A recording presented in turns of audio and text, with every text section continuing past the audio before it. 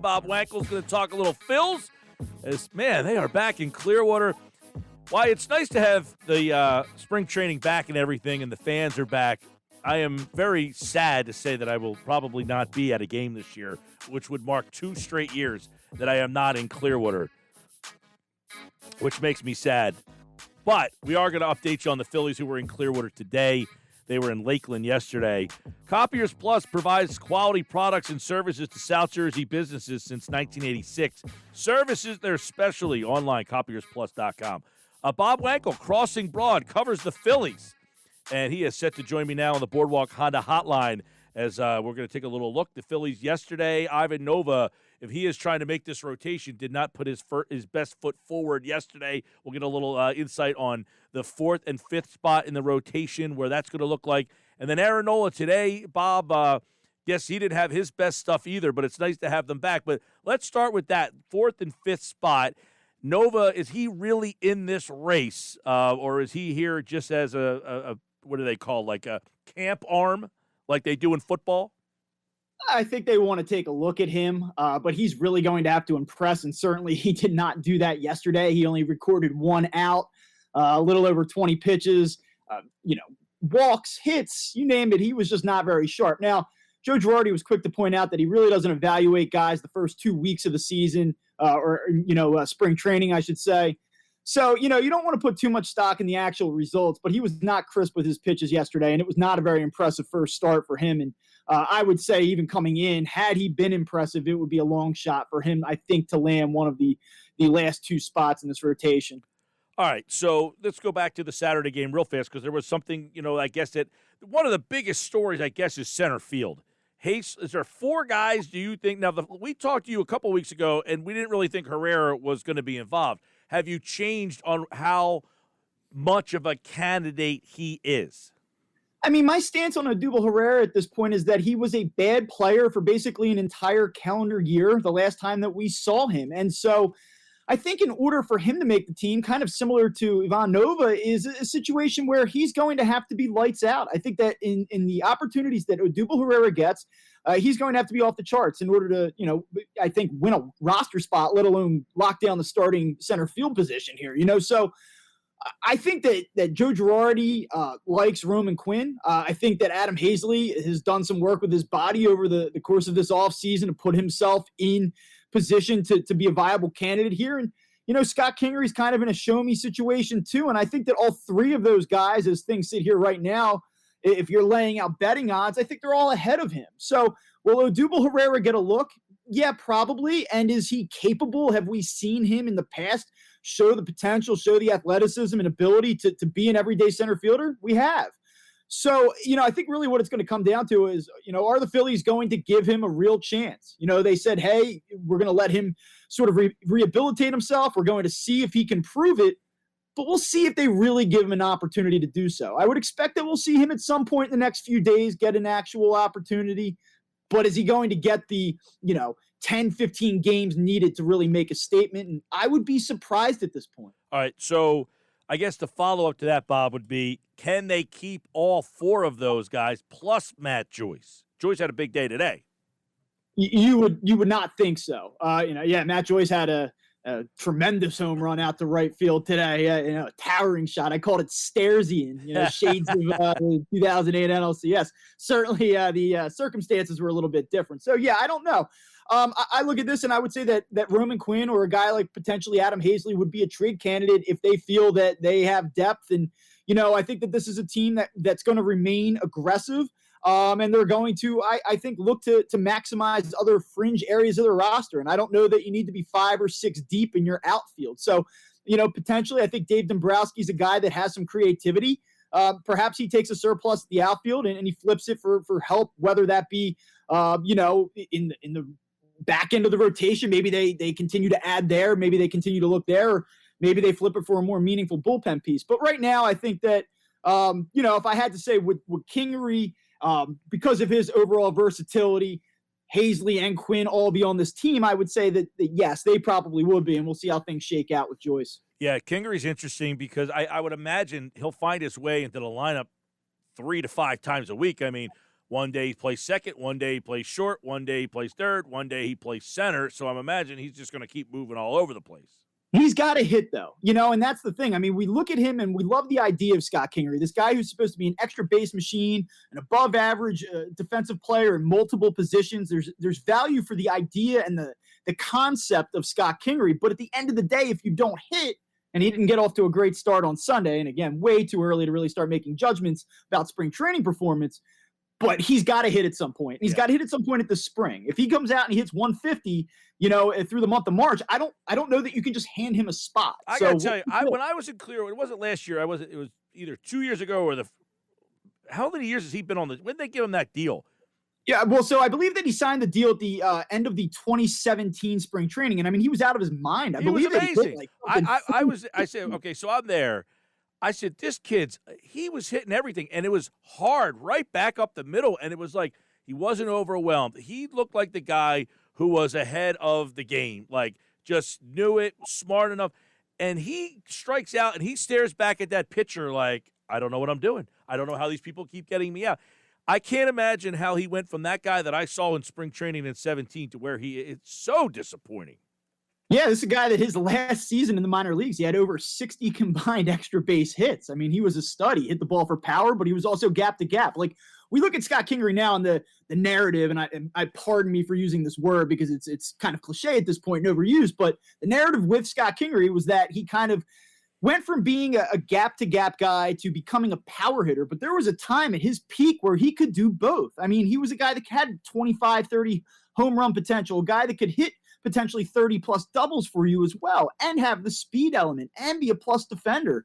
And right now, I think that what we've seen is a variety of things early on in his major league career. I think bouncing around from defensive position to defensive position didn't help early on. But at some point, that can't be an excuse for you anymore. And they gave him some defensive stability a year ago, and I know he gets COVID, and I know he had the back tweak, and things happened. But there's just always been, and it's not that he's the one making the excuse, but we as fans want him so desperately to succeed that I think we're quick to kind of write off all of these different circumstances that have sort of met him and his struggles early on. And he's kind of at this point, he's at a crossroads here. It's really put up or shut up time as far as it goes with Scott Kingery. All right, we mentioned Nova and the 4 and 5. The storylines are this: the 4 and 5. Who's going to win those? So you are a betting man, or you write a lot of betting stuff at crossingbroad.com. If you were setting your betting odds, the favorites to be the 4 and the 5 would be. How would you rank the guys that are there? To answer your question, I know sometimes I give these lengthy answers. I think that Moore and Anderson are the two guys that are most likely. Is that who they want to win? I think in a perfect world, Spencer Howard comes out and is just so overwhelmingly dominant and shows all the flashes that we saw from him 2 years ago that they're forced to use him. Okay. But I think that with Spencer Howard, the main concern is, one, making a jump from being a guy that pitched 24 innings a year ago, who has no experience beyond that, and he has never pitched at AAA. It's a heck of a jump. I think this team is in an ultra-competitive division in the National League East. I don't think that they have the ability to really withstand growing pains from a young pitcher, and I think that they want to be able to control his usage, and for all of those reasons, I don't think the Phillies are envisioning Spencer Howard in the rotation as they break camp. Will he be there at some point? Yes. But do I think it's going to happen come April 1st? I don't. And so when you ask what does the team want? Oh, I think in a perfect world, he's just so utterly dominant that he forces their hand. But I think what they expect is going with veterans out of the gate. So you would say Moore and Anderson would be 4 and 5 to open the season. That would be Nova doesn't make the team. Velasquez. Now what happens with him? Because I'm looking at the bullpen last night, envisioning the guys I think are going to make it. If the loser is a Velasquez or Nova, is there enough room in that bullpen for them? Not that this bullpen's great, but there's certainly more depth.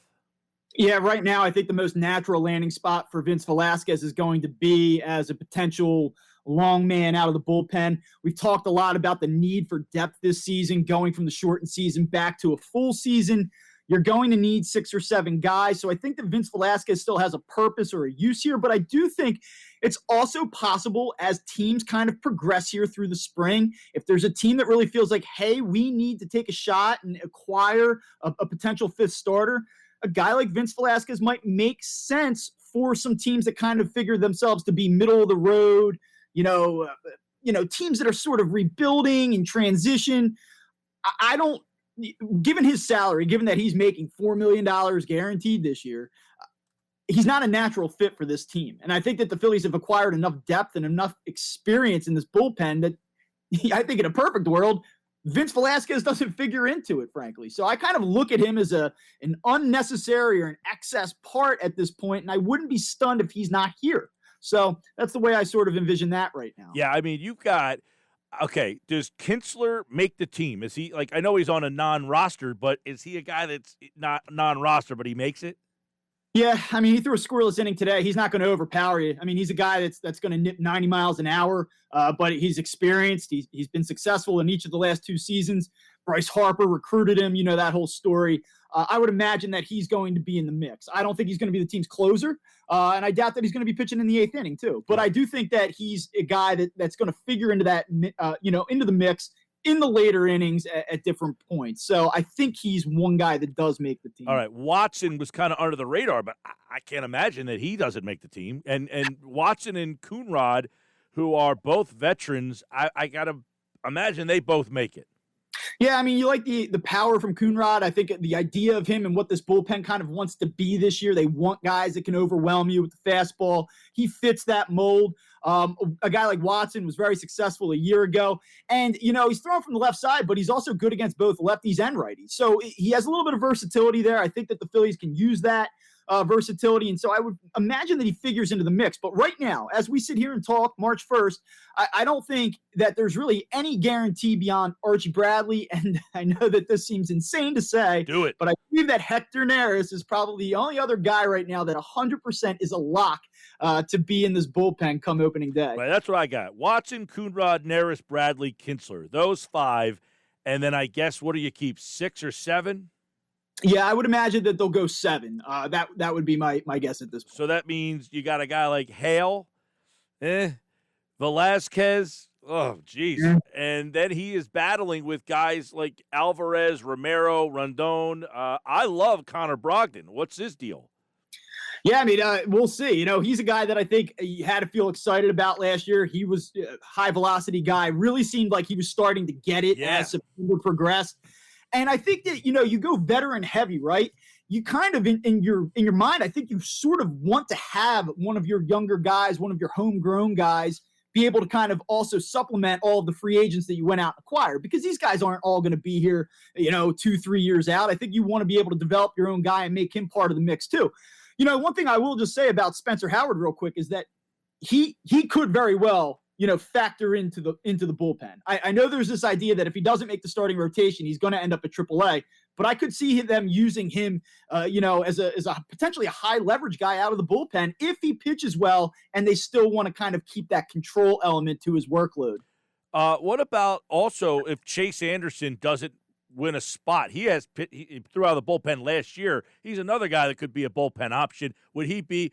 It would be interesting if Velasquez and Anderson both don't make the starting rotation. Do they both drop? Yeah, it's in play, right? And so I think that the main storyline, we're all going to focus on center field. Who's going to win the center field job? Truthfully, if I were a betting man, and I have been at times, as you said, I think that the center field position is going to come down to a platoon scenario. I really do. 3 or 2? I think it's going to be 2. I don't think you can consistently play guys, 3 deep and have them get comfortable and get the amount of at-bats that they need in order to do it. That being said, to me, the biggest storyline is, okay, they've revamped their bullpen. They have all of these options. Joe Girardi supposedly is a mastermind at being able to kind of mix and match and know when to use guys. His evaluation of these bullpen pieces and this front office's evaluation of these bullpen pieces, to me, is by far the most important storyline of spring training. They have some parts, they're intriguing, but they've got to figure out which ones they're going to bring north with them right out of the gate. I mean, they got 20 guys that are in play for 7 bullpen spots and 2 pitching, not 7, really 2 bullpen spots and 2 spots in the rotation. That, to me, is the story. And you mentioned center field, because other than that, you're going to have Rhys, Segura, DD, Alec, McCutchen and Harper and JT. So those spots are taken care of. It's center field, bullpen, and 2 spots in the rotation. I guess the other thing would be, where do you envision Hoskins hitting in the lineup? Because I can't stand them hitting him at number 2, and I get that on-base percentage thing, but he's a guy that should have the ability to drive runs in, not clog up my bases because he walks so damn much. I defended Hoskins in the 2-hole when he was a guy whose power completely left him. The guy that he was the first half of last season. But does it leave him because he has a different approach because of where he's hitting? Yeah. I mean, his only skill that he had at the end of 2019 and really that first half of 2020, as short as it was on base, right? Couldn't drive the ball at all. And so I understood the thought process behind it. It's not what I would have done, but I at least understood it. I think Rhys Hoskins is going to determine that. They need him to be the guy that we saw at the end of last season before he got hurt, the guy that we've seen at different points throughout the beginning of his career here.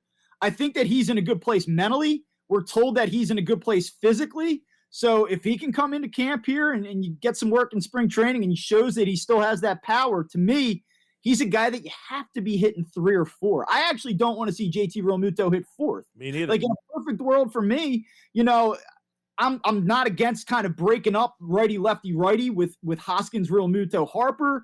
I think that that's something that they potentially could consider. But I don't want to see, and I don't really want to see Rhys Hoskins hit second either. I don't think that that's the ideal usage of him in this lineup. Where would you hit Bohm?